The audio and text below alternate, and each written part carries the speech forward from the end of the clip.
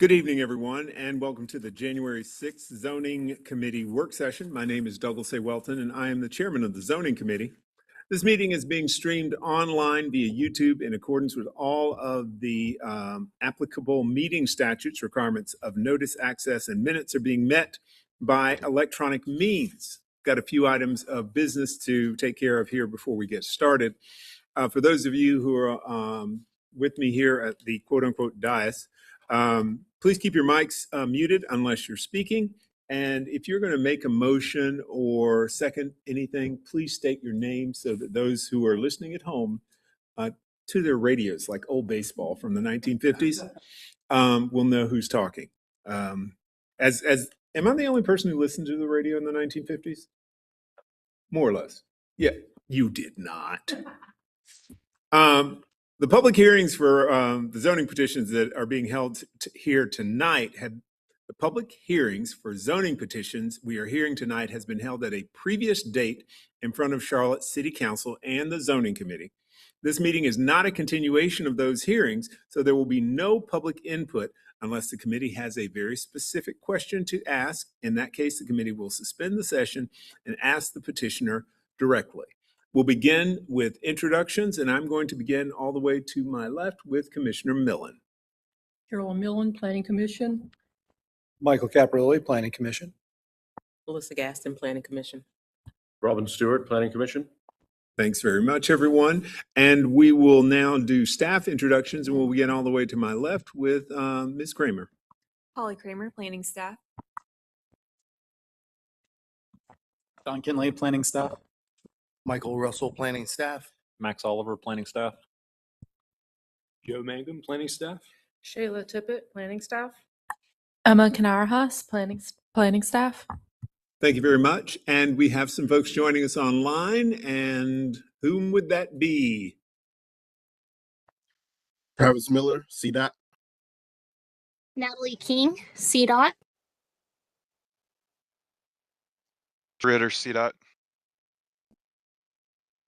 Chris Mano, CDOT. Brent Hyatt, CDOT. Is that everybody? Happy New Year, everybody. I'm supposed to say that because I haven't seen any of you. Oh, one more. Dave. Yeah, Dave Benton, Planning. Thanks. Oh, Dave, you look like you're in a cave that's moist. I don't know what that is, but we'll just pretend. Make a good story. All right, thanks, everybody. We will now take a look at our agenda for the evening, and I will ask Ms. Kramer, are there any deferrals that we need to adjust our agenda because of? Yes, we have a couple of deferrals, 2025-030 by Tryon Advisors, 25-036 by Rangeworks, and 25-078 by Image Custom Homes, LLC. That will defer to the February 2026 Zoning Committee meeting. All right, do I hear a motion for the disposition of the deferral of those three petitions? Gaston, I make a motion to approve the deferrals All right. until February 3rd. Millen, second. It's been moved by Gaston, and I think Stewart actually just snuck in there. He can be sneaky that way. So I'm going to give the second to Stewart. All those in favor of deferring these petitions, please say aye. Aye. Aye. Any opposed? That passes unanimously, and we will begin our agenda this evening with item number 4, rezoning petition number 2014-081 by John Paul Casentio, property owner. This is an innovative request, and John Kinley has joined us to give us the 411, which you can't call anymore, by the way. Thanks, Douglas. So this is an innovative request, as some of you may be familiar with, but I'll go over kind of the general aspects of those. They only apply to specific legacy conditional zoning districts. For example, would be an MX zoning district. It allows applicants to request modifications to the base ordinance standards, including those that you see on the list. In particular tonight, what we're going to be talking about is setbacks. The applicant may, subject to the zoning committee approval, modify the listed standards established in the regulations or the zoning ordinance for the city of Charlotte in order to accommodate a development or proposed project in the applicable zoning district. Next slide, Emma. So this is a subject site located in the what is known as the Vineyards development, rezoned by petition 2014-081. So the area in blue is the area basically that falls within that MX2 innovative zoned area. The applicant is the property owner for the property located at 6136 Treehouse Drive. And that is located within the development area G2 that was identified on that historical rezoning plan. In my next slide, and we'll look at the approved original site plan. So area G2 there circled on the left shows the general area for that. And then if you look at the notes and the development standards for the rezoning plan, small font there, but item VA1, VA2 basically says that the petitioner at the time acknowledged that there was an innovative process, which is a separate process that can be pursued for establishing things such as front and side yard setbacks. Barring no specific standards described in the ordinance on the conditional zoning plan, the standards follow the base requirements for that zoning district, in this case, the MX2 zoning district. So the side yard requirement is 5 feet for properties in this G2 area. Next slide. So the applicant is requesting innovative request or innovative provision for their parcel that they own, like 6136 Treehouse Drive, and it would apply to the existing single-family dwelling. And they're asking for a reduction of the north, or in this case, right side yard setback for the existing home from 5 feet to 1.5 feet. And the innovative request would only apply to their existing home footprint. Any future additions or redevelopment of the parcel would need to be compliant with that MX2's 5-foot side yard requirement. Next slide. Here's a survey and plat of the property. On the left is the recorded plat, and it shows the 5-foot side yard that was reflected on the recorded plat, just basically illustrating the ordinance requirements at the time. And then the survey on the left shows the house's footprint. And you can see here this is actually a garage, but the attached garage would typically need to meet the 5-foot side setback, but in this case it's up to 1.5 feet from the side lot line. And so they're asking for an innovative request to reduce that side yard requirement from 5 feet to 1.5 feet to accommodate that addition that was made to the house. And while we're on this slide, these numbers are hard to see, but that's about 28.5 feet from the property line to the nearest corner of the abutting house to the right, and then 36 feet about midway, and then at the largest distance, it's about 48 feet is what that says. Next slide. Here's a bird's eye image and a street view image. So you can see here's the attached garage that was constructed and the separation between the two houses, and the neighboring house does sit up above the hill. And so when you kind of look at this from the street, you can't really tell that there's any sort of encroachment issue or setback issue here. And if you look at the other houses in the neighborhood, the ones that are side by side, it's about a 20 to 30 foot separation between those structures. And like those, for example, are pretty close, and these are pretty close. So from a practical standpoint of visually, visuals from the property and on the street, you can't really tell that there's, that this structure would be closer to the side property line than any other house in the neighborhood. Next slide. Staff would recommend approval of the innovative request. The site is in an area that was developed with single-family homes, and the Vineyards development and the G2 area is restricted to single-family homes.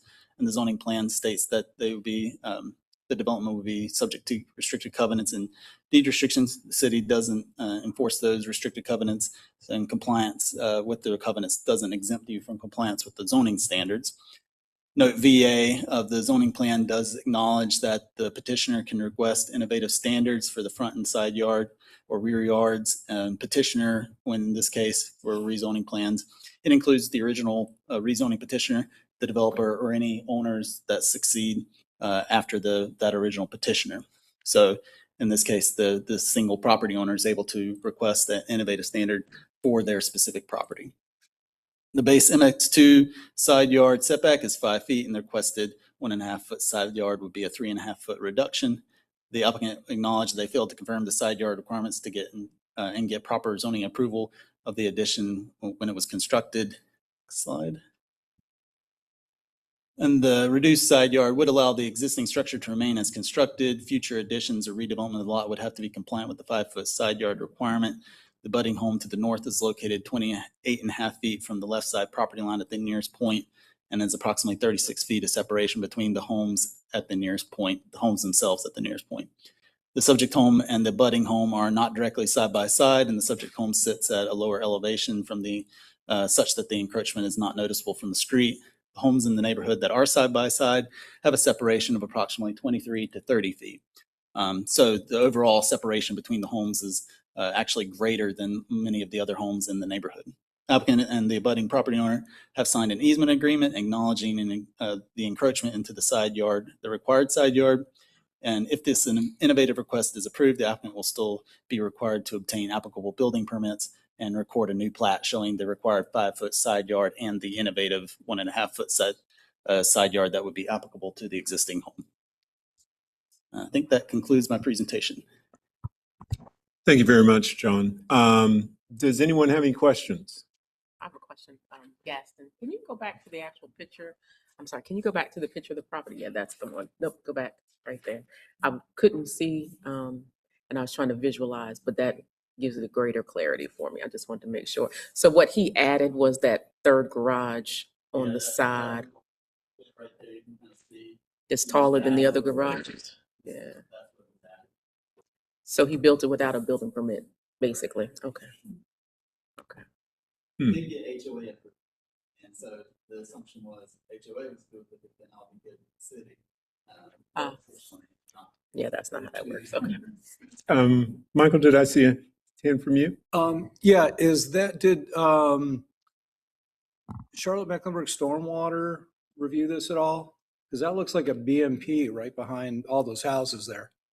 Yeah, if you go back to the survey drawings, so there is a drainage easement at the rear, the 20-foot drainage easement. No, I'm not talking about the drainage easement. If you go back to the picture, You talking that about big here? muddy pond, yeah, right back there, that whole thing. I'm not. It looks like it's a stormwater structure. I think that may be a patio space for the neighbor's backyard. No, I'm talking about the whole thing Oh, in this there. whole That's, thing. that's a pond, like a It's catch actually a basin. hill. You can see it in the background of this. image. Oh, okay, so it's So casting this shadows, This okay. is higher elevation. I do see what you're saying. It looks like it slopes down. of the house are going toward the south. so Yeah, that's the just- shadow of the hill. Yeah, just for clarification, because I just wanted to make sure that if it was a BMP with stormwater issue, that there was still access back there. Yeah. That's the problem. But it's a hill, so never mind. Thank you very much. Does anybody else have anything? John, I have one question. They got an easement agreement from their adjoining neighbor. Would that be required with any of these innovative requests that we see? And they all seem to be very specific, but this is just a point of knowledge for everybody, because without seeing that bullet point, I would have asked, hey, Yeah. did they get the blessing from their neighbor? It's not a requirement that they get the blessing of their neighbors and Okay. anything. So in this case,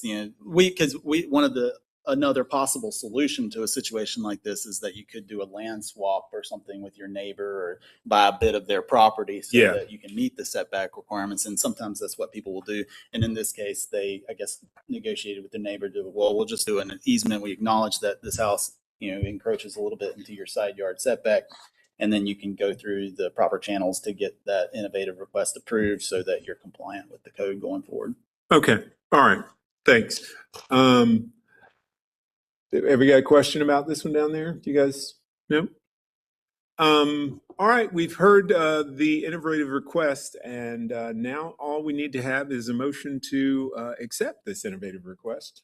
So do I hear a motion? Stewart, motion to accept this innovative request. Shaw, second. It's been moved by Commissioner Stewart and seconded by Commissioner Shaw. All those in favor, please say aye. Aye. Any opposed? That passes unanimously. And now this is the part where we watch the person who comes to make the innovative request leave the room. All right. No, there's no consistency statement within a waiver request.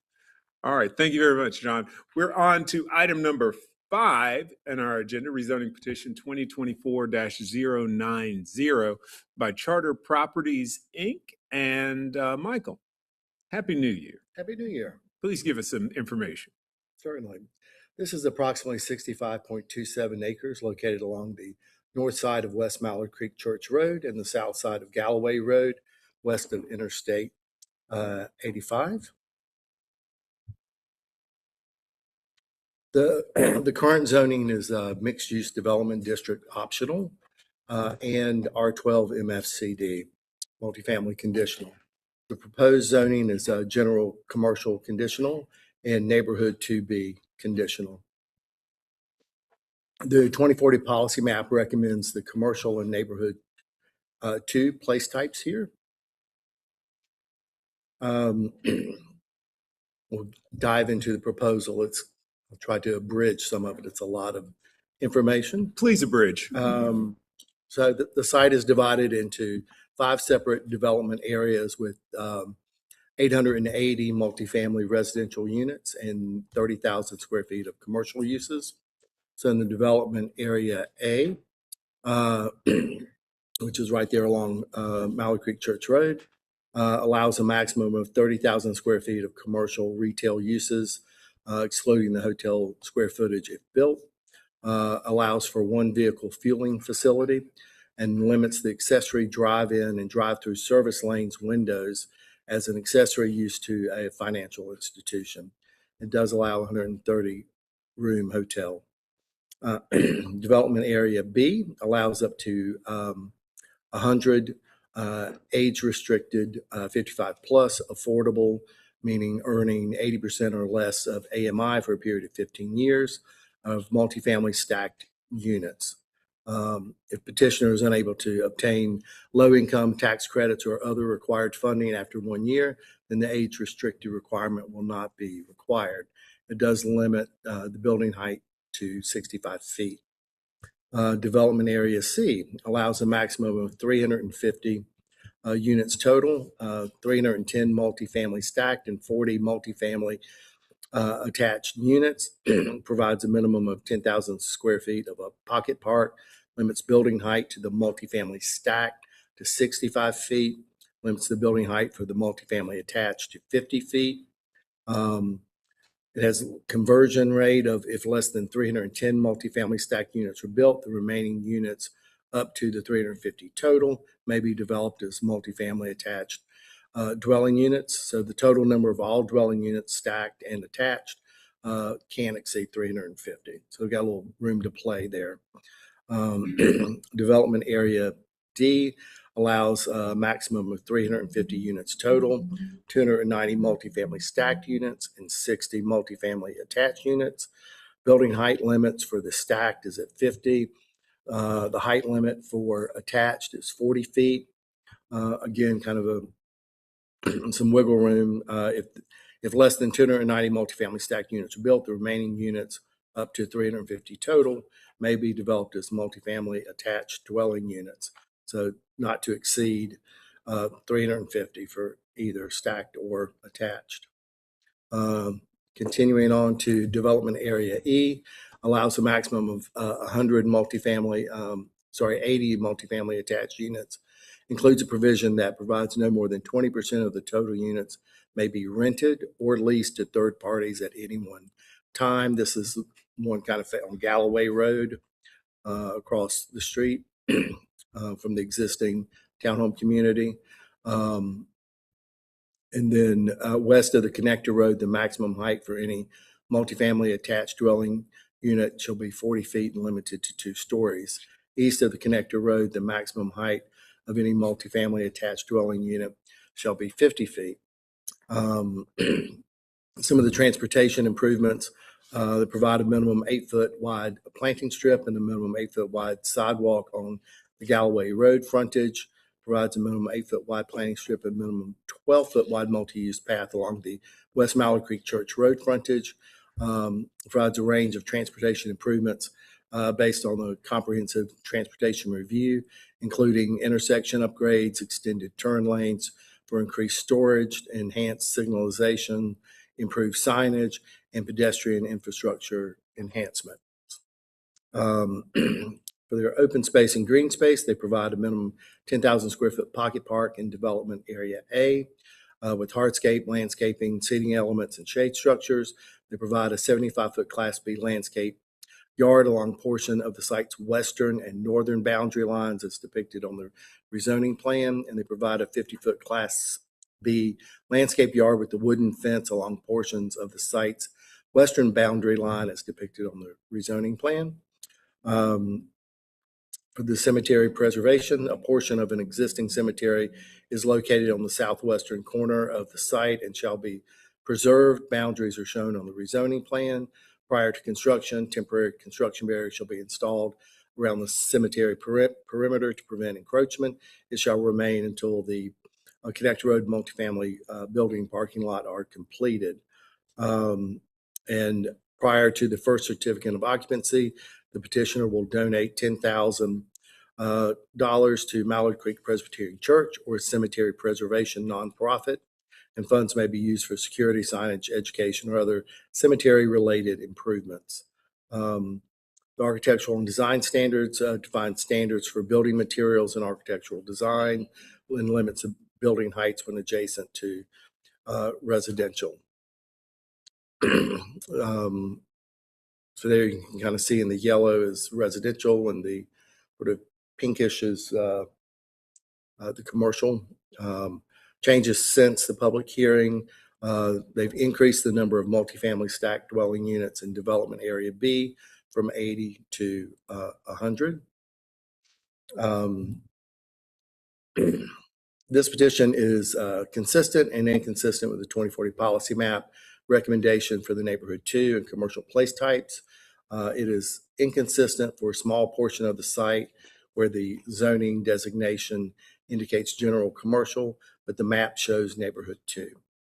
It's a thing of acreage, really. So the site is designated as both neighborhood 2 and commercial place types by the 2040 policy map. It proposes 30,000 square feet of specified commercial uses that would expand access to essential services, amenities, and services for the surrounding community and the included residential development. The petition proposes a diversity of housing options by providing a mix of housing types such as quadruplexes, multifamily attached, multifamily stacked, and age-restricted units. The petition proposes to include a maximum of 100 residential units in a multifamily stack style that will be age-restricted and income-restricted at 80% AMI. The petition provides a large 75-foot Class B landscape yard along portions of the site's western and northern boundary lines next to the single-family residential lots. The site is located on CATS Bus Route 59, and it provides provisions for the existing cemetery on the site. And staff recommends approval of this petition. Thank you very much, Michael. That was a lovely abridged version. Do we have questions? And I would have hated to see the unabridged version of that.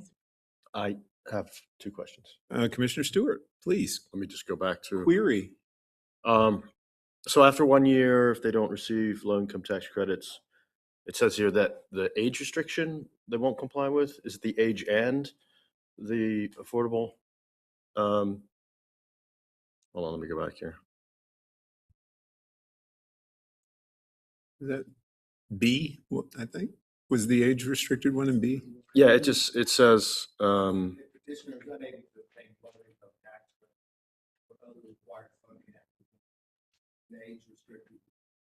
Requirements will not be. and the required. affordable requirements as affordable. well, not just the age restricted. Yeah, okay. And then my other question was, so development areas B, C, and D, are they all rental? So E, I think has a maximum of 20% for rent. So presumably 80% are owned. Well, I guess they're all owned and only 20% of them can be rented. Are the other development areas, are they all rentals? They are, they don't don't specify if they're rental or sale, except section. Yeah, I read it. I didn't see any mention.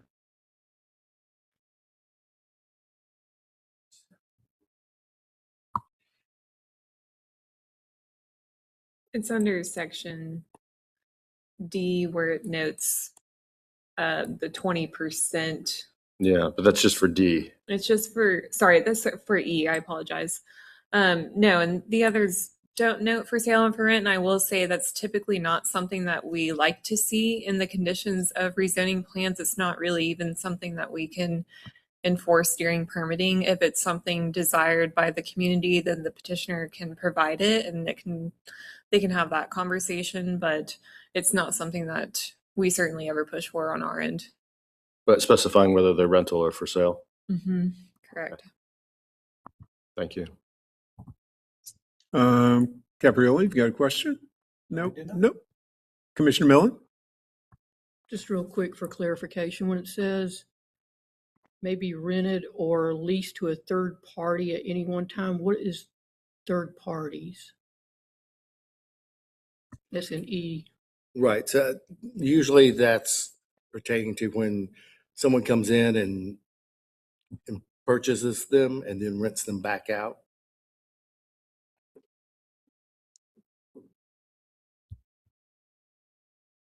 You good with that, Carolyn? Yeah. Okay. Commissioner Gaston? Yes, this is going back to the area B. So, and it says, you know, if they're unable to obtain credits within a year, is there anything in place that makes them prove or show that they actually applied for that type of credit, or is it just the honor system, quote unquote? I mean, it says good faith efforts. They have multiple cycles that they can apply for and that they will apply for. You could ask for them to show proof of the application for those cycles for the credits. But if that needs to be further specified for comfort of the committee, then we could ask for that to be added. More specific wording in terms of clarity of what good faith efforts mean. That would be a good idea. But again, we do have to be a little bit careful about, I guess, what is enforceable. So yes, if it's desired to show, you know, at the time of permitting, you must be able to prove that you've applied for a cycle of tax credits, you know, that'd be a conversation that we'd need to have in terms of what's feasible with timing. Right. And the reason I'm asking that, because it says LIHTC or, you know, low income tax credits or other required funding. So he could just be like, I can't get any funding, period, and not do LIHTC or whatever and be like, oh, I couldn't get the funding. So now we're going to remove this restriction versus there needs, if you're putting this in your application as part of the approval, I'm for that. And that's one of the things why it was recommended for approval. Specifically, it says because they're doing, you know, age restricted 55 and older, then there needs to be some accountability there somehow. I don't know what that is, whether you say it, tell it, something, but there needs to be something. If you're going to give them the benefit of that as one of the things why we'll recommend this, then I need you to follow through on the, not you, but you know what I mean. Let me rephrase it. I would think that we would have something in place that would reflect, hey, yes, this is what you said. We gave you this based on what you said. Prove it. Yeah, it's a little bit different when we have HTF dollars, I will say, because we're working obviously directly within our partners in the city. When it's LIHTC tax credits, it's such a different and tough cycle, as you might be familiar with. And because recognizing how difficult that can be, I think they wanted to build in some protections in case it's just not feasible. And I don't think that's necessarily abnormal. I've seen notes like this appear in other plans. But again, if it's a discomfort to the committee, then maybe you could also pose a question to the petitioner as to what they might be comfortable pursuing or working on their end, and taking back to their team but they probably haven't had a chance to fully dissect what it might mean to parse out what a good faith effort could mean, but there could be clarity that's added. The petitioner is in the room. If you would like, we can ask the petitioner about this particular issue. We can suspend and ask the petitioner. I do know that there are these cycles that you have to apply at a certain time. And if this doesn't get approved and fall in alignment with the cycle, that makes it a little bit more complex. But if you all want to suspend, we can ask the petitioner what their intentions are and hold this feet to the fire. I would like to. Yeah, we need a motion for that. Motion to suspend. Do I hear a second on that? Stewart, second. All right, all those in favor, please say aye. Aye. And any opposed? All right. Then what we will do is we will ask the petitioner if they are willing to give us some more clarity about their ability to apply for funding with this. Yes. Can we get a little more detail than that one? Yes. So thank Oh, thank you. Sorry. Yes. I'm John Porter with Charter Properties. We are not affordable developers. We have friends that are. We're working with a group that wants 100 units instead of 80. That's why we increased it. It is an annual process they go through right now, typically first quarter of the year. And we're more than happy to provide language that says an application was put in, whatever you like in that regard. We're committed to that on this site. That's why we have it there. Okay. Is everybody happy with that one? Thanks to the petitioner. We will now resume our session. And is there any other discussion? Commissioner Stewart I again. hate to drag this one out, but I was just looking, the cemetery one was interesting to me because it doesn't appear that the cemetery is actually on the site. Was that a concession that was made to the West Mallard Creek Church there? It's not on Your that. little pointer thing? I do not have, we have to suspend to ask you, but.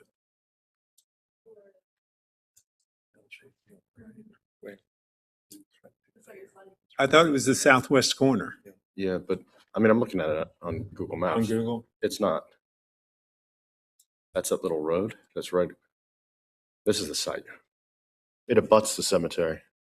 Cemeteries there. One is on the church. I'm just curious. Okay. Can I make a motion to There are suspend one more There are time? two cemeteries on the land. One is on their land, and one's not. One is part of the church. Okay. Are you happy with that? I'm happy with that. Thank you. Carolyn, you happy with that? Anybody else got a question? I have a question, just for clarity. All the roads on this particular site are public roads, correct? Or are there some alleys over? There are some alleys. Okay. Can I see the? Friends at CDOT can expound on that. Oh, if you like. CDOT. Can you tell us about the alleys and not alleys in this particular adventure? It looked like the main north-south thing was a real road, right? Correct. But I guess in all of these developments, is that Travis? Yes, this is Travis with CDOT. Can you hear me? Yeah, your face was covered, and we didn't want that to happen. I don't want you to miss my face. Yeah. So as far as the public roads go, on my site plan, it's the road that goes east to west. I'm not sure if you're looking at the site plan right now. It just shows our faces. But if you look at the site plan, there's a main east to west or north-south road. It goes from access A to access C. That's a network required public roadway. From that roundabout back to access B, that's also a public road. The roadway that goes east to west, you can see is labeled private street, but that does have a public access easement. So it's an actual street, but that one's private, just has an access easement that allows the public to use that area. Okay. The remainder of the network that's internal to that site is all either a private street or a alleyway connection that allows for people to access their properties and driveways off of the main roadway. Okay. All right, I'm seeing that. Is that the private street that's really a public easement thingamabob? Is that stubbed out to the adjoining community on Plan North, I guess, of my, So you're referring to the one that stubs to the church property? yeah, I guess that is, yeah. So right now that easement goes all the way up to the property line, but the roadway was not required to extend to the property line. So in the Oh, future, okay. yeah. So in the future, there is, some type of possibility for a connection to be made, but the likelihood of it happening and that roadway being extended at all is it's up in the air, we'll say. Okay, and I can see that now that I've blown up my little drawing here, which makes life better. All right, I'm good. Anybody else got any questions, comments? If not, do I hear a motion for the disposition of this petition, which is item number 5 on our agenda? Gaston. I'm going to read this statement, I think. Where are our little sheets with the consistency thingamabob on them? Our cheat sheets. It's right here. Okay. Okay. No, that was not the one. She's coming with the little. Oh, that's not. That's the one? okay. Okay. We'll blame it on Michael. No, let's blame it. No, I'm sorry, Michael. I'm not going to throw you under the bus. We'll blame it on John Kinley because he is not here. Yeah. So yeah, that. Yeah. Gotcha. Y'all tell him about that tomorrow, okay? Gaston, having reviewed, I make a motion to approve, having reviewed the petition and considered the consistency statement prepared by staff to approve this petition, I move that we recommend approval of petition number 2024-090 as it appears before us, and the adoption of the consistency statement as it appears before us. Millen, second. It's been motioned by Gaston and seconded by Millen. All those in favor, please say aye. Aye. Any opposed? That passes unanimously. We're on to item number 6 on our agenda, rezoning petition 2025-070 by Prosperity Alliance. And it is time for the Max Oliver Show. Yes, it's time for the Max Oliver Show. Petition 2025-070 is an undeveloped portion of a tract containing a church, approximately 30.37 acres in size, and it's located west of Beatties Ford Road. The site's currently zoned N1A. Proposed zoning is N2B/CD. 2040 policy map recommends the campus place type for this site. The N2B district is inconsistent with campus place type.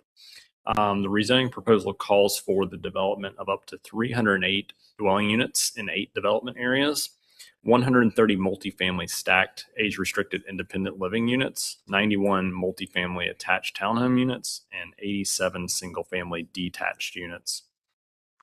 All residential dwelling units will be offered for sale or for lease to households earning between 60 and 120% area median income.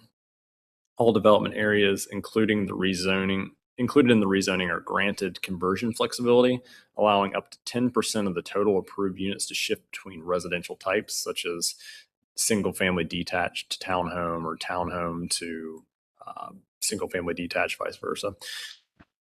All development areas, the primary access to the site will be via an extension of Banner Ridge Boulevard, which will be constructed by the developer leading out to Beatties Ford Road, with additional access from Luke's Drive and University Church Drive. At least 15,000 square feet of enhanced open space will be provided.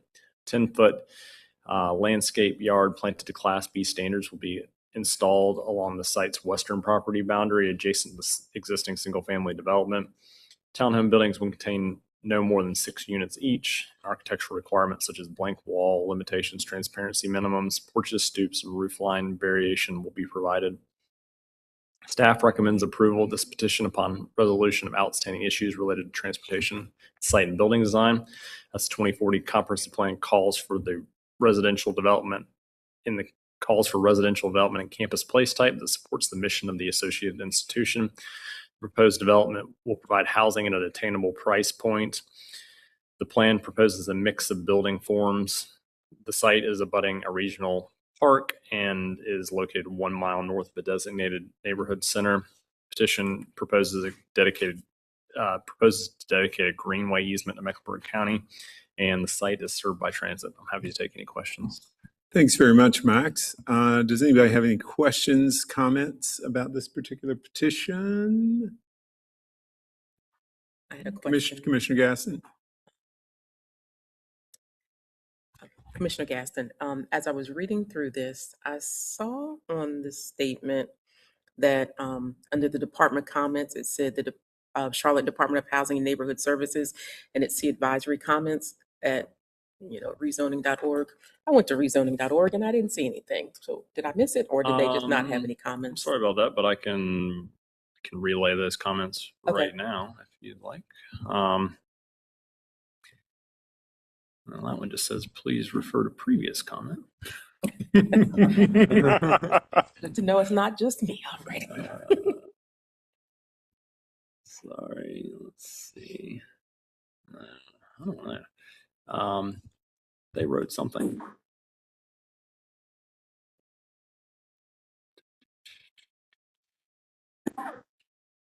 You ask a hard question, obviously. Yeah, it wouldn't be difficult if it wasn't for Excel. Did you criticize Acela? No, I would never do such a How? thing. No one should ever criticize Acela. I do not own stock in the company.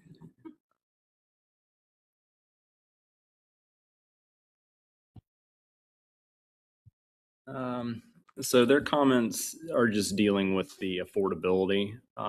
So the 60 to 100% area median income, and they mentioned federal regulations and the period of time, no less than 20 years, et cetera. It's truly just supplemental information regarding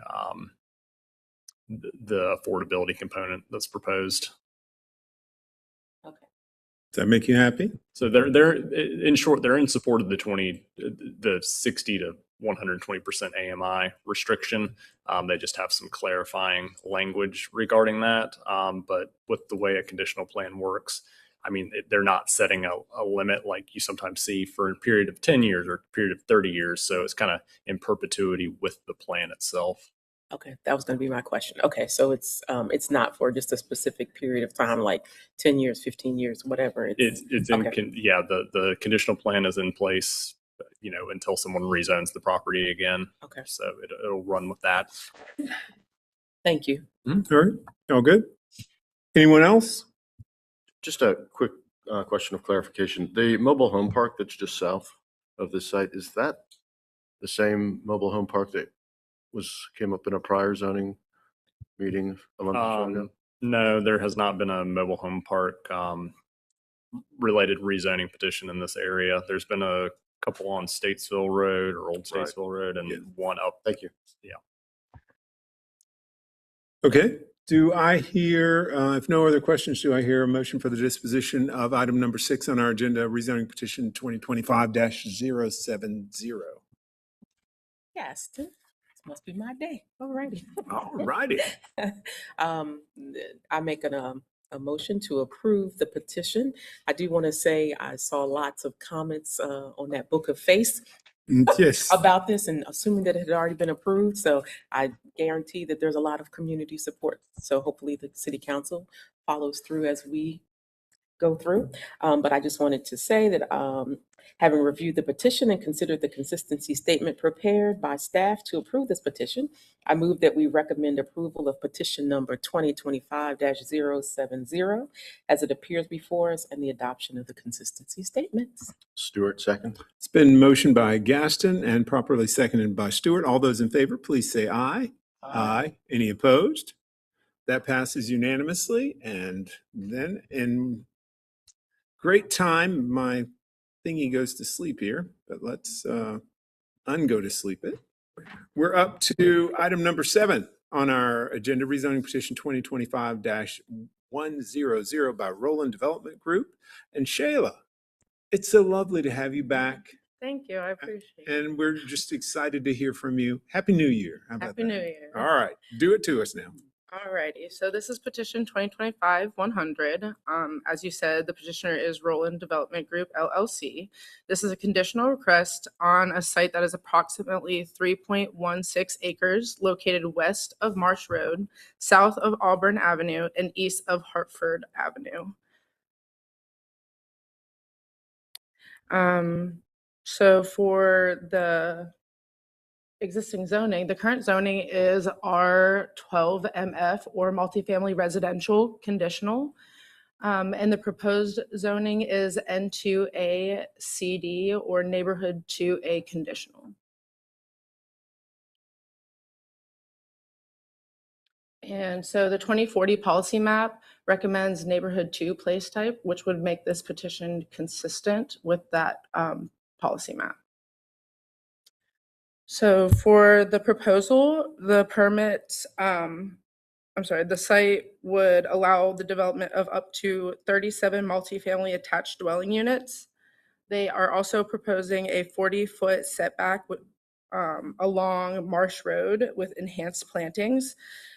And that enhanced plantings includes large mature trees that will be planted every 50 feet and small mature trees every 25 feet using deciduous or evergreen species, as well as one shrub will be planted every 5 feet with no more than 50% deciduous. Planting may be arranged informally to create a more natural appearance, and perennials or ornamental grasses may be added for seasonal interest.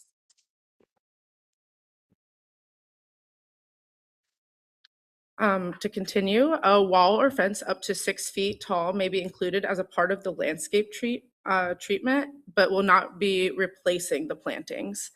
A 10-foot wide landscape yard and a 6-foot tall opaque fence will be installed along the western property line adjacent to existing single-family homes, planted to Class B landscape standards. Buildings will be separated by a minimum of 15 feet as shown on the rezoning plan, and as well as publicly accessible open space will be centrally located and designed for multiple users.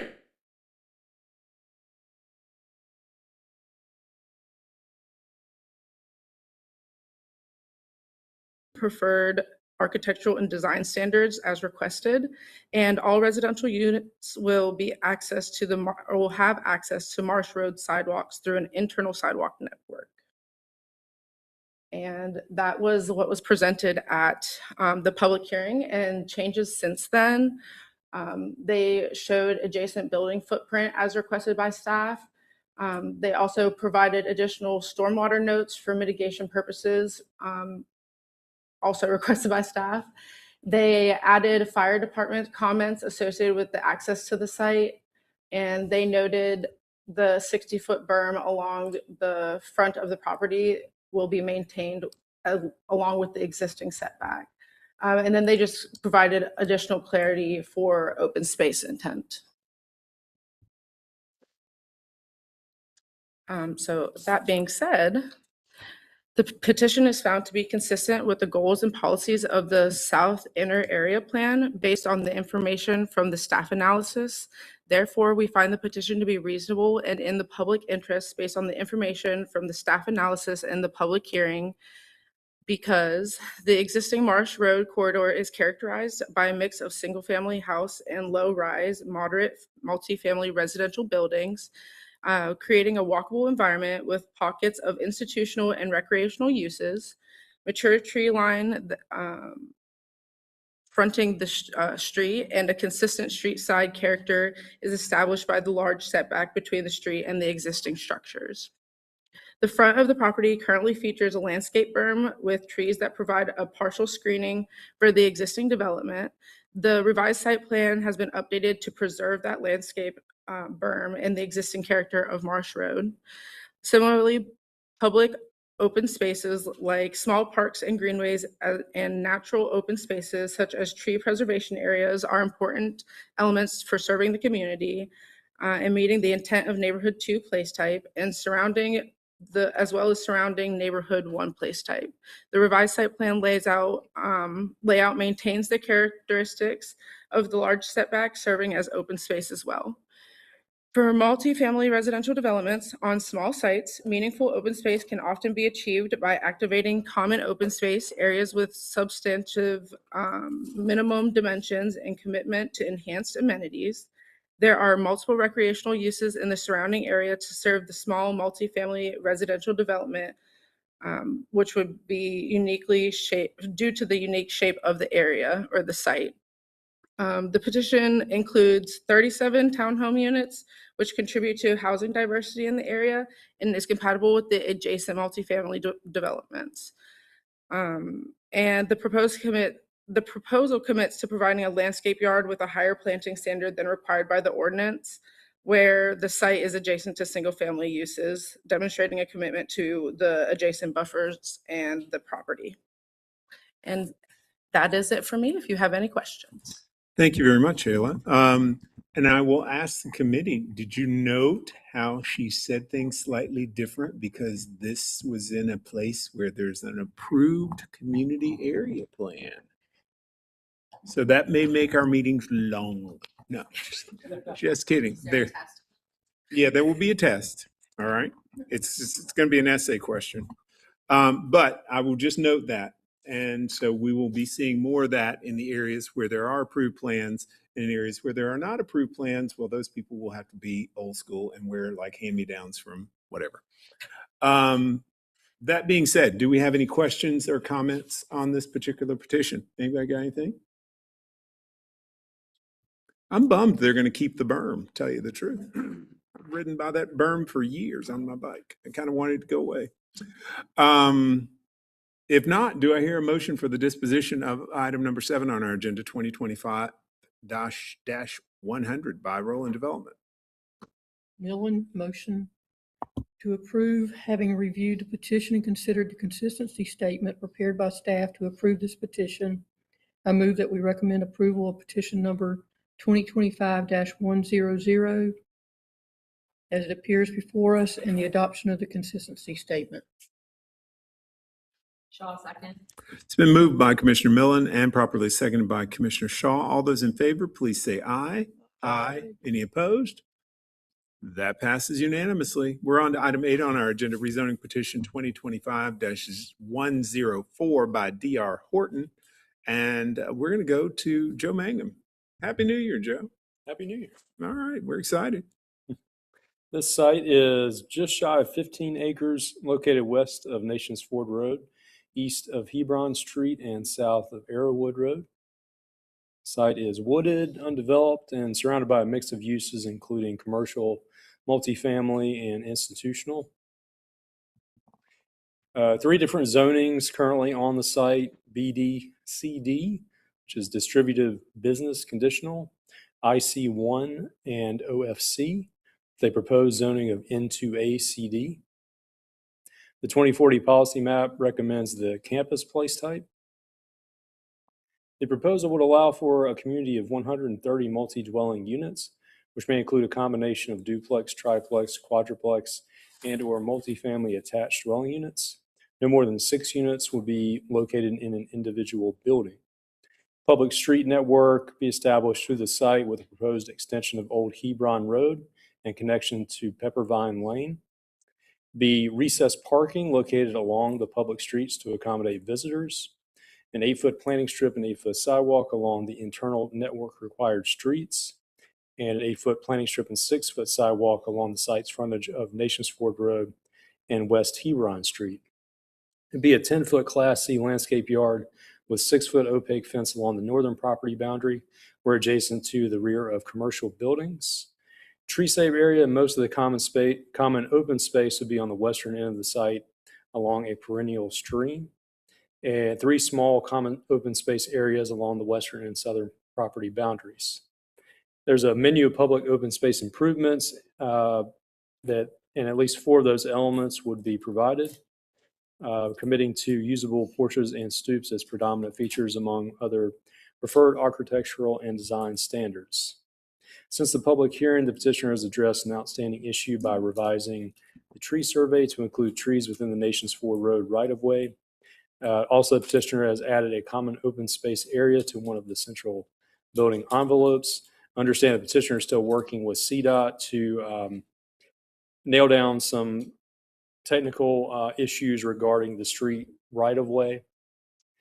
That staff recommends approval of the petition upon resolution of that outstanding issue. Petition is consistent with the goals and policies of the South Middle Community Area Plan. Petition meets minor map amendment criteria for a place type change to Neighborhood 2 based on the site's acreage, preferred adjacencies, and locational criteria. The proposed multifamily attached dwellings would diversify housing options in an area primarily developed with single-family detached dwellings and multifamily stacked dwellings. The site is adjacent to a commercial node and neighborhood center place type, providing access to goods and services. Site is also served by CATS and is adjacent to a CPCC campus. I will take any questions. Thank you very much, Joe. Does anybody have any questions, comments on this particular petition? Joe, I will ask one question. These are public streets, so there will be trees required on those public streets, correct? In the setbacks to some. I know that the representative was concerned for this area was concerned about just getting as many trees in the area as is possible. And I said there were some additional trees being added on Nations Ford, but there will also be trees in the site, correct? They would be along the two public streets, which are the extension of Old Hebron as well as Peppervine. Okay. Is that not so kind of in an L shape as you're looking at your site plan? Emma, can you bring the site plan back up real quick for me? I don't have a okay pointer, but north-south, and then the most southern street going out to okay. So those other two three streets are not public streets. Correct. So those may not have. Joe, I think that only the plan east-west streets are open to be public or private. The two north-south streets and the collector Old Hebron are all public. Thanks, Chris. Okay. All right. I just note this because if I run into the representative, she's going to ask me about this. So if we just make sure that's clear in the notes from zoning committee review, that those are the streets where there's going to be additional trees. All right. Anybody else? If not, do I hear a motion for the disposition of item number 8 on our agenda, rezoning petition 2025-104? Stewart, having reviewed the petition and considered the consistency statement prepared by staff to approve this petition, I move that we recommend approval of petition number 2025-104 and the adoption of the consistency statement. Shaw, second. It's been moved by Commissioner Stewart and properly seconded by Commissioner Shaw. All those in favor, please say aye. Aye. Aye. Any opposed? That passes unanimously. We're on to item number 9 on our agenda, rezoning petition 2025-107 by Morris Holdings. And Michael, it looks like it's your turn to shine again. Thanks. This is approximately 9.72 acres located along the southeast side of Mallard Creek Road, north of Morris Estate Drive and west of Farron Way. The current zoning is Neighborhood 1A and Research 3. The proposed zoning is Neighborhood 2A conditional. The 2040 policy map recommends the Neighborhood 1 place type. The proposal is to allow up to 85 multifamily attached townhome style dwelling units. The building shall contain a maximum of 5 multifamily attached townhome units per building. They do provide for an 8-foot wide sidewalk and an 8-foot wide planting strip along the site's frontage of Morris Estate Drive, including internal streets. Provides 12-foot wide shared use path and 8-foot wide planting strip along the site's frontage of Mallard Creek Road. They do dedicate 52 feet of right-of-way from the road center line along Morris Estate Drive and 55 feet of right-of-way from the road center line along Mallard Creek Road. Provides a roadway and sidewalk connection to Hyrule Drive. Commits to constructing the curb and gutter along its Morris Estates Drive frontage allowing for a 5-foot bike lane to be installed. Commits to a dedicated right turn lane with 100 feet of storage on Mallard Creek Road into the proposed site. Provides amenitized common open space areas that shall consist of a minimum of 4 or more of the following potential components: the enhanced plantings, specialty paving materials, shading elements, seating options, public art, interactive elements, decorative lighting. Consist of a minimum dimension of 50 feet or more measured in all directions. They also provide at least one common open space area accessible from all residential lots within a 1,000-foot radius of the common open space area. They do provide architectural and design guidelines, and all units shall have access to a public sidewalk by an internal sidewalk network. Changes since the public hearing: the petitioner will contribute $5,000 to community beautification efforts at the northwest intersection of North Graham Street and Morris Estate Drive, Mallard Creek Road, in coordination with the Derita Statesville Road Community Organization or other community designee. This contribution will occur prior to the issuance of the first building certificate of occupancy. The petition is inconsistent with the 2040 policy map recommendation for the neighborhood 1 place type. And while it's inconsistent, we feel the petition is consistent with the growing neighborhood 2 development along Mallard Creek Road and would be well served by the neighborhood center to the southwest along Derita Avenue and the commercial node to the northeast along W.T. Harris Boulevard, while containing goods and services for residents. The petition establishes a vehicular and pedestrian connection to Hyrule Drive to support local connectivity and access. And the petition meets preferred variables for changing to a neighborhood 2 place type given its adjacency to the neighborhood 1 and 2 place types, its location within a half mile of a major transportation corridor, its acreage, and its frontage along an arterial street. The petition proposes to add to the number of housing units in the area, potentially increasing the variety of housing options available to the public. The site is served by public transit via CATS Route 22, which provides local bus service between the J.W. Clay Park and Ride at the Lynx Blue Line and the Charlotte Transportation Center. And staff does recommend approval of this petition. Thank you. Thank you very much, Michael. Do I hear any comments on this petition? We're having an old nightclub moment over here. Just a quick, Commissioner Stewart. just a quick question. The multi-use path, does that replace the existing sidewalk? Or is it in addition to?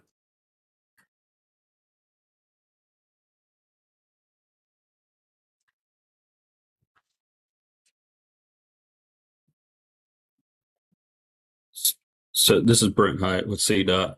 So the future backup curb along Mallard Creek is going to be in the existing location of the curb. The shared use path is going to be new along Mallard Creek. Can you say that again? We had an audio moment. Yeah, the curb along Mallard Creek Road will be in its current location. The shared use path along Mallard Creek will be new. Okay. You good? Yes, thank you. Anybody else got a question? If not, do I hear a motion for the disposition of item number 9 on our agenda, rezoning petition 2025-107? Commissioner Gaston, I make a motion to approve petition 2025-017, having reviewed the petition and considered the consistency statement prepared by staff to approve this petition. I recommend that we approve. I move that we recommend approval of petition number 2025-107 as it appears before us, and the adoption of the consistency statement as it appears before us. Stewart, second. Been moved by Commissioner Gaston, seconded by Commissioner Stewart. All those in favor, please say aye. Aye. Aye. Any opposed? That passes unanimously. We're up to item 10 on our agenda, rezoning petition 2025-108 by CRD Development, LLC. zoning approximately 1¼ acres on the southwest corner of Cleveland Avenue and East Worthington Ave. The site's currently zoned TOD NC-CD, TOD UC-CD. Proposed zoning is RACEX, Regional Activity Center Exception, and EOD UC-CD, Transit-Oriented Development Urban Center. Plan is consistent with the goals and the policies of the South Inter-Community Area Plan, also a new one. And the 2040 policy map recommendation for the Regional Activity Center. The proposed rezoning is an exception request, and an EX conditional rezoning is a request to modify quantitative zoning standards. In exchange, the petitioner agrees to provide at least 2 public benefits. The primary driver of this rezoning request is for EX provisions to increase the allowable building height within 200 feet of a designated neighborhood 1 place type. The site is adjacent to the southeast corner of Cleveland Avenue and East Worthington Avenue, and which is designated as a neighborhood 1 place type. However, this place type is applied to former single-family homes. They're now zoned CG and have been repurposed to non-residential uses such as office and retail. Petitioner proposes public benefits in the categories of sustainability and public amenity as outlined in Article 37 of the UDO. Or there's actually, I take that back. They now are proposing in the categories of city improvement and public amenity. So under the city improvement amenity, petitioner shall contribute a minimum of $65,000 to the Dilworth Community Association for tree canopy fundraiser. And under public amenity, the petitioner shall work with the Dilworth Community Association to provide off-seat public accessible amenity, which may include but is not limited to a playground, park, public plaza, similar outdoor features, and shall provide a minimum of 50% additional public open space beyond what is required by the RAC portion of the site.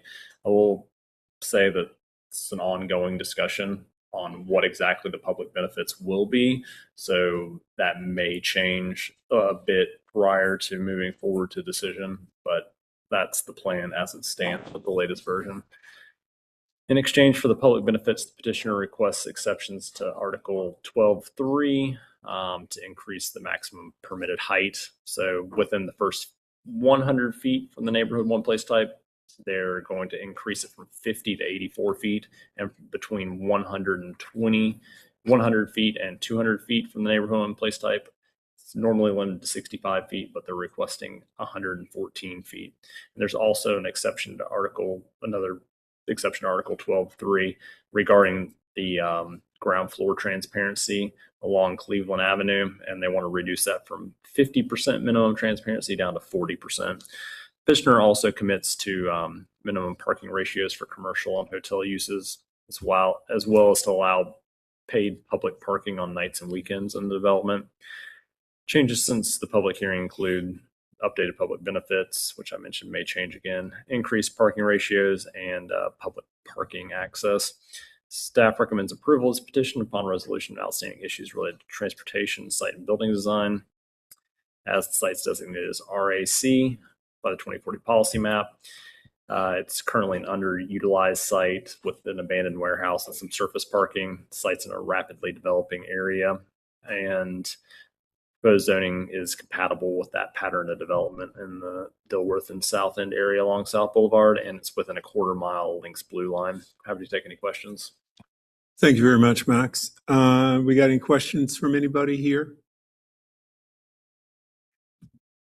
I will ask one. Is the Dilworth Community Association, DCA, are they all happy with these public amenity doodads? On my last conversation with them, they are happy with them. Okay.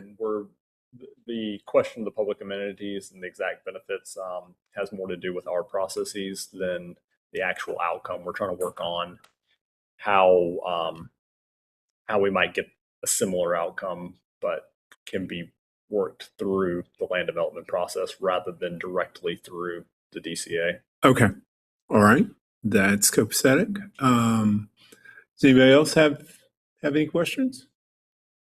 If not, I will take a motion for the disposition of item number 10 on our agenda, rezoning petition 2025-108. Shaw, motion to approve. Having reviewed the petition and considered the consistency statement prepared by staff to approve this petition, I move that we recommend approval of petition number 2025-108 as it appears before us and the adoption of the consistency statement as it appears before us. Gaston, second. It's been moved by Commissioner Shaw and seconded by Commissioner Gaston. All those in favor, please say aye. Aye. Any opposed? That passes unanimously. We're on to item number 11 on our agenda, rezoning petition 2025-109 by Raven Partners. And Shayla, you get to do the party thing again. Woo-hoo. All right. So petition 2025-109 is a conditional request by petitioners Raven Partners. The site is approximately 1.46 acres located east of East Independence Boulevard, north of Hayden Way, and west of Lakeview Circle.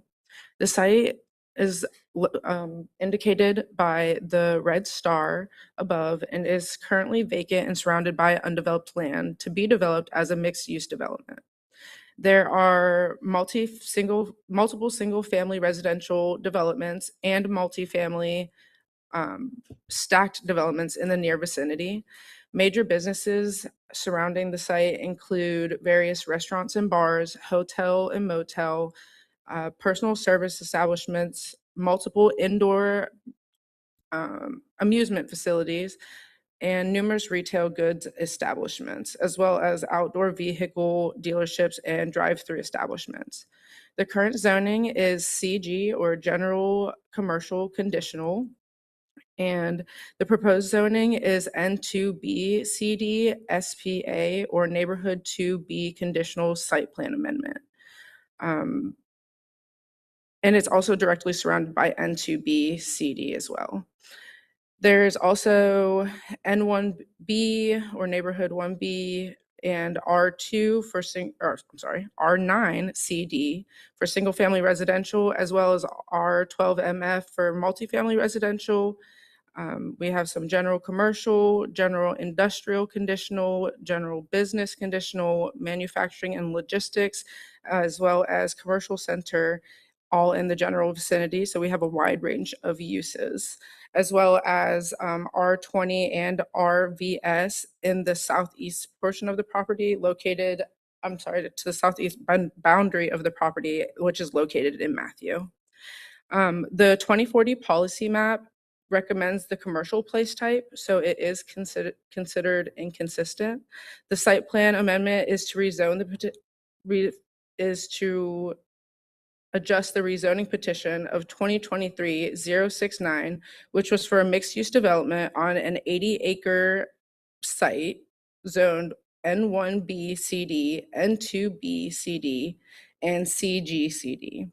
The petition modifies the zoning of the 1.46 acres from CG, or General Commercial Conditional, to N2B CD SPA, as previously mentioned. And it would be to accommodate uses permitted by right and under prescribed conditions together with accessory uses as well, all allowed in the N2B zoning district. The proposal, as I mentioned, is to modify the 1.46 acres to accommodate up to 37 multifamily attached dwelling units. The petitioner shall dedicate and convey the FEMA and community floodplain areas as shown on the rezoning plan to the Mecklenburg County as a permanent greenway easement for the Irvins Creek Greenway extension. The petition will provide an east to west connection through the site and will work directly with CDOT and NCDOT on the location of that connection. And lastly, for the proposal, the petition commits to abide by all applicable SWIM and PCSO stream buffer encroachments and associated mitigation measures enforced by the City of Charlotte Stormwater Administrator. And that, as part of the site development permitted process, and it cannot be approved with the rezoning petition. So that was a note that was requested by staff, and they accommodated us. That being said, the petition is found to be inconsistent with the 2040 policy map based on the information from the staff analysis, public hearing. And because the petition is inconsistent with the 2040 policy map recommended for commercial place type. However, we find the petition to be reasonable and in public interest based on the information from the staff analysis and public hearing, because petition 2023-069 rezoned approximately 80 acres to allow for a range of single-family, multifamily, and non-residential uses.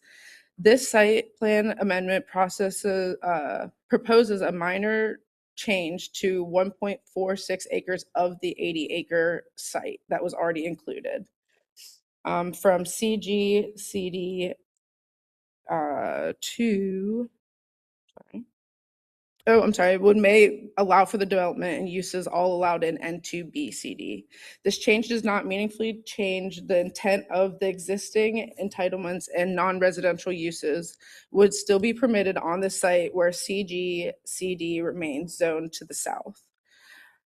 Buildings in the area typically consist of townhomes and multifamily stacked buildings and are usually no more than 5 stories.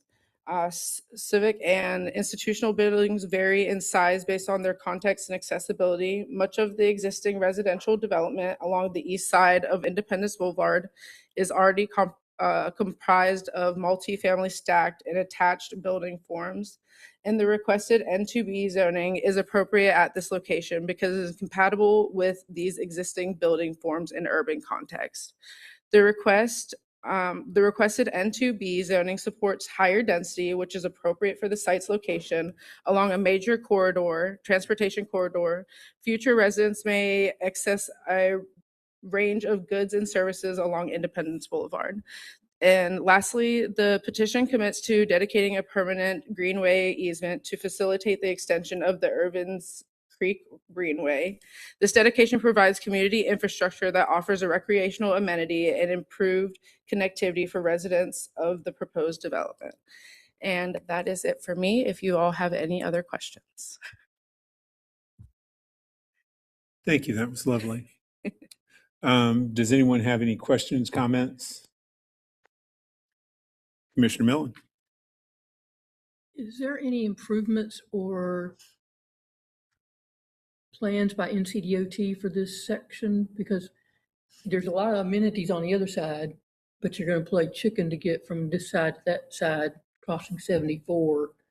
So is this part, does NCDOT have any plans on making any improvements there, especially with the toll lane that's going to be, there's a lot of things getting ready to happen with NCDOT and 74. I'll let CDOT answer about NCDOT improvements happening in that area. I know there's a lot going on. Yeah. Yeah, hi, I'm Natalie King with CDOT. So we are working in specific SPA, since it's just downgrading to the neighborhood 2. They didn't have many comments, but as far as the total overall infrastructure, we are working with them for their STIP plan, and we're also making sure that ours are in alignment with their future alignment. And they're planning to access off of Independence with a flyover currently. So that should help alleviate traffic concerns. And we are working through the traffic study with them as well to look at what the future will be. So yes, NCDOT is very involved in this. Thank you. You good? Yeah. Carolyn, I'd say go back, if you wanted some more detail, go back and look at the previous zoning that this is an SPA for, because there was some really good materials there. I mean, it's going to be a significant change to the area and how things kind of connect. So that would be a good place to go back and just see, right now it's a blob, but there'll be roads and houses and all that stuff, filling that all in, and other stuff when this is all done. Blobs is a technical term. Just thought I'd let you all know that. Do I hear any more comments or questions from anybody?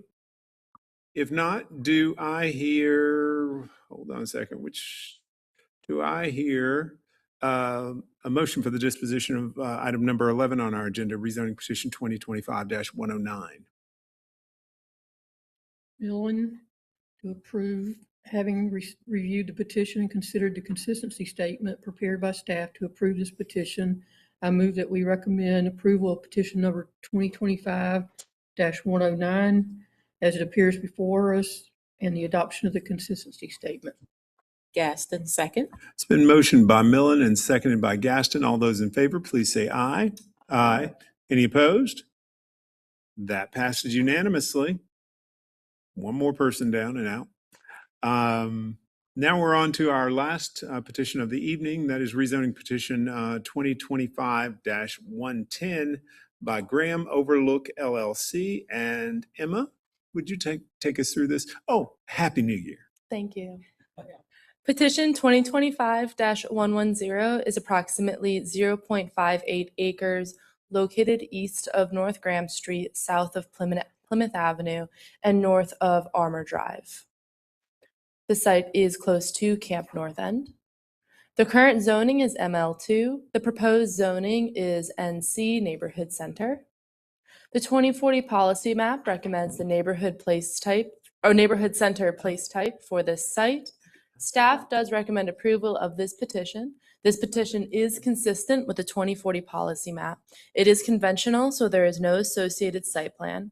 The petition is consistent and brings the site into alignment with policy and development trends of the area. The North Graham, North Tryon Street corridor is one of 6 designated corridors of opportunity. This rezoning would shift the site's entitlements away from industrial uses to a more balanced mix of uses, aligning with the objectives of the corridors of opportunity. The site is within a half-mile walking distance of Camp North End. Rezoning would create a transitional buffer between adjacent residential areas and nearby manufacturing and logistics zoning. Several nearby parcels along the North Tryon Street corridor have recently been rezoned or undergoing rezoning requests, signaling a broader shift toward a more urban mixed-use development pattern in this area. I will take any questions you may have. Thank you very much, Emma. Anybody got any questions on this one?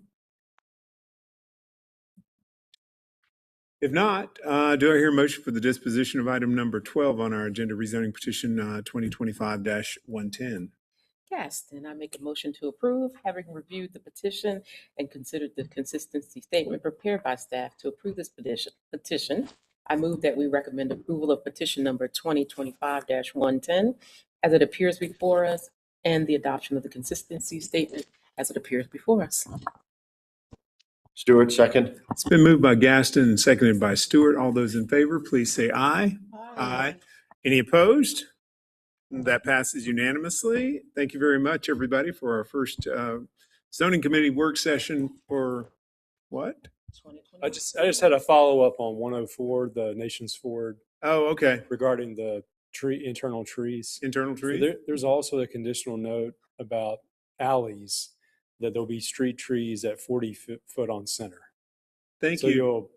Every driveway street should have trees. That's cool. All right. That's great. That's great. Thank you very much, Joe. You're a fine human being. You are the fine.